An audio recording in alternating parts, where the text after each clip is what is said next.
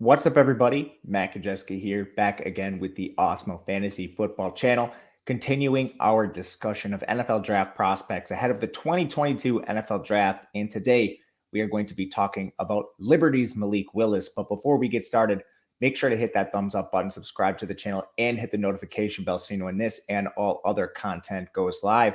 We are also brought to you today by Underdog Fantasy. And if you've never heard of Underdog Fantasy, they have all sorts of contests available to you.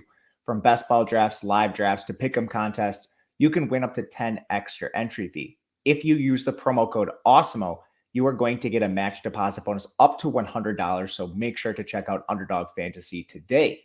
Diving into today's prospect, we have Malik Willis coming out of Liberty. A lot has been talked about this quarterback class. It is not the strongest class. A lot of people are saying these teams should wait next year, get Bryce Young, get CJ Stroud. But we have some interesting prospects in this class.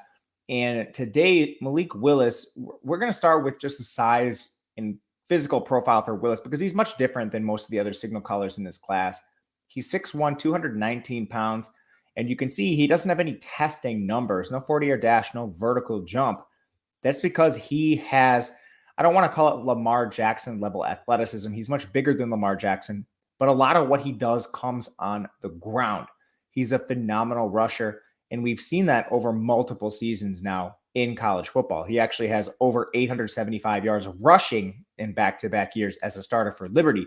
So automatically, he's a little bit of a different kind of quarterback. When we look at him, he came into college as a 3-star recruit in 2017, played the 2 seasons with Auburn as a backup, ends up transferring, setting out the season in 2019, and then becomes the starter for Liberty in 2020 under Hugh Freeze. And when we start looking at some of those stats, he immediately jumped on the scene.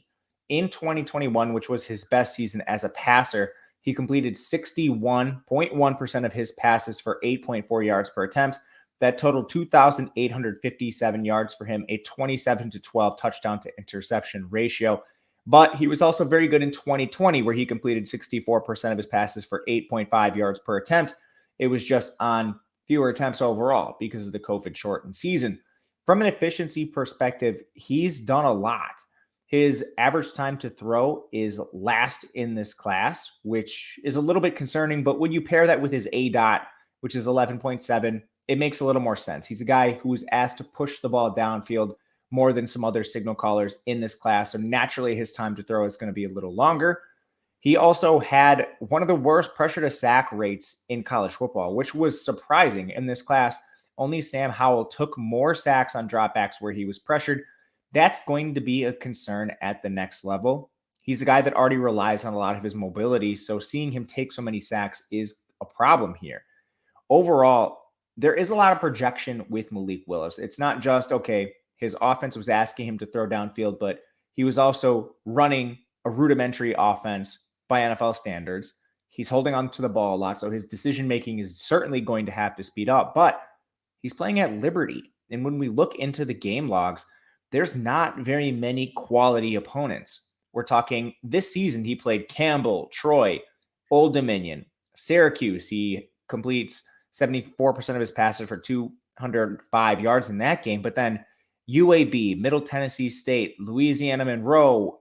I mean, Louisiana Monroe is one of the worst teams in college football, and Malik Willis only threw for 135 yards. North Texas, 217 yards. UMass is only 300-yard passing game outside of a contest against Army. And then when he did step up against better competition against Ole Miss, we see just 173 yards, 0 touchdowns, 3 interceptions. Louisiana, he completed 41% of his passes for 162 yards. In Louisiana, they're not a Power 5 school, but they're a bowl-eligible G5. These are concerns on the Malik Willis profile. He doesn't actually have a lot of good performances against quality competition. Now, that doesn't mean he can't develop into an NFL starter. We've seen it a lot recently. We've seen it with players like Josh Allen coming from smaller schools, but it does raise concerns on the Malik Willis profile. Overall, when we go back and look at his size-adjusted speed, as well as some of his advanced passing statistics in college, the comparable players are really interesting for him, and a lot of these are going to make sense with the rushing ability. The number one comparable player in my model was Tyrod Taylor. Now, there have certainly been better, mobile quarterbacks coming out recently, Lamar Jackson, Kyler Murray. There's a few. But when we look at passing statistics, Malik Willis compares a little closer to Tyrod Taylor. A little bit further down the comparable list, we have players like Taylor Heineke, we have Jalen Hurts, and the fourth closest comparison is Russell Wilson, and we're already starting to stretch a little bit with Russell Wilson being far smaller than Malik Willis. So when we look overall at the full body of work, right now Malik Willis projects as a low end to mid-range starter, and I think that's what a lot of people in this class are seeing, calling it a weak quarterback class overall. Is there a chance he does end up being a solid starter in this league? Yes, but there's also a higher chance that he ends up being a Tyrod Taylor, Taylor Heineke, Jalen Hurts level player. And is that worth a first-round pick? Ultimately, likely to go off the board in the first round. How high is a big question. The Lions have that number 2 pick. We'll see if they decide to go quarterback. I don't think they will that high because they have extra draft capital later in the first round. So maybe you see them take a shot late. You have teams like the New Orleans Saints, like the Pittsburgh Steelers, who are all sitting in that mid-range and could use quarterback help at some point, whether it's this year or they decide to kick it down the road a little bit. One of these teams is likely going to take a shot on Malik Willis to get that 5th-year option in the first round. I see it being late. Which team, I'm not sure. But let me know in the comment section where you see Malik Willis coming off the board and to what team. My name is Matt Gajewski on Twitter at Matt_Gajewski. Thank you for watching, and we'll see you again next time.